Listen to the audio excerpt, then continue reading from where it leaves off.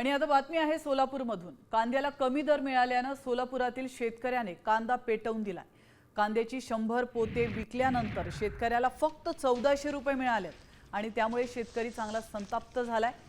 मोहोळ तालुक्यातील बेगमपूरच्या लखन माने या शेतकऱ्याने हा कांदा पेटवल्याची ही दृश्य आपण पाहतोय। लाखो रुपयांचा खर्च करत 2 एकर क्षेत्रावर कांद्याची लागवड केली होती, मात्र कांद्याला कवडी मोल भाव मिळत असल्याने शेतकरी हवालदिल झालाय।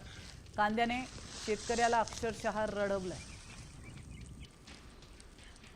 पीएससी महाराष्ट्र सरकारचा मी जाहीर निषेध करतोय, कारण आमच्यासारख्या शेतकऱ्याला आज वाईट दिवस आलेत। 2 एकराचा कांदा आहे, कवडीमोल दर मिळतोय, अक्षरशः कांदा पेटवून देण्याची वेळ आली। आपलं सरकार मात्र निवडणुकीमध्ये व्यस्त आहे।